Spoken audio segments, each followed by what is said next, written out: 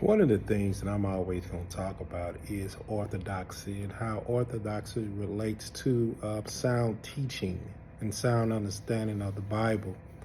Because when it comes to sound orthodoxy, we first must have excellent biblical theology, which means that we need to know the Bible from cover to cover.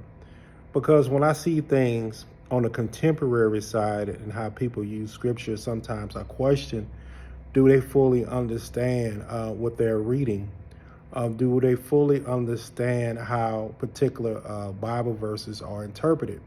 And of course, when you bring up the word interpreter or the word interpretation, people want to always err to the fact, the Bible has many interpret. It comes to your interpretation. But when we look at it, I think I stated this before, but when we look at interpretation, it comes down to two things you can do.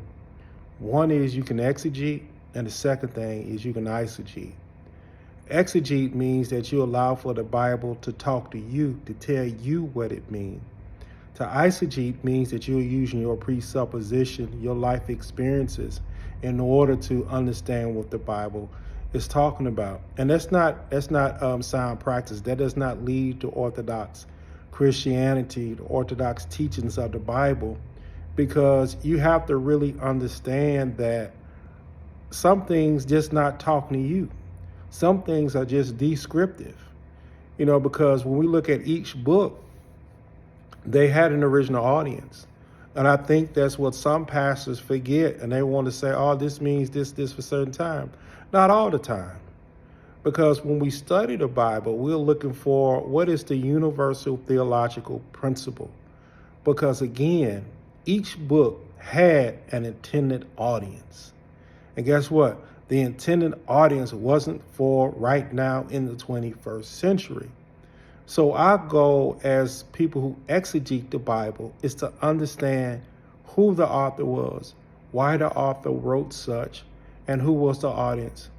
And so that's what we have to first determine, and then parse through it and say, okay, what is the ultimate message within the context of understanding the historical and cultural context, that the concept that is timeless.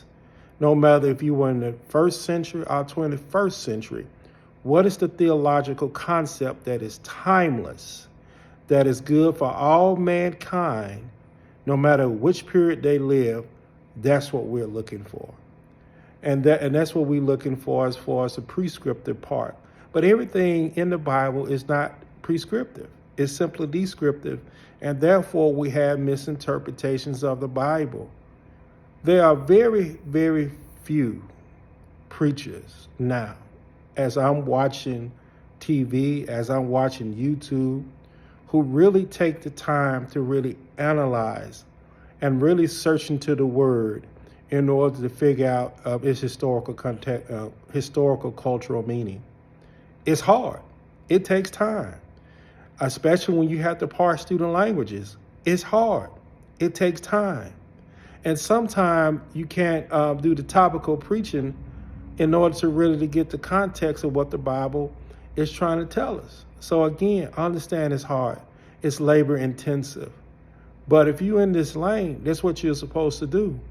Because in contemporary events, I'm seeing the Bible being interpreted in some jacked up ways. And the sad thing is,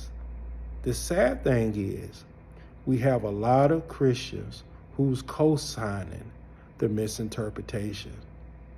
And I got my theories as to why they do that, because some of it, they just want to feel good. A lot of it has to come down to that not everybody is studying the Word like they're supposed to. They don't make time to study it. And I'm thinking, you got 24 hours in the day. You have time to study.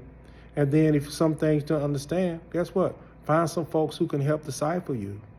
Because it's a dangerous thing to take a little Bible and then trying to create a worldview in a contemporary world. That's very dangerous. Peace.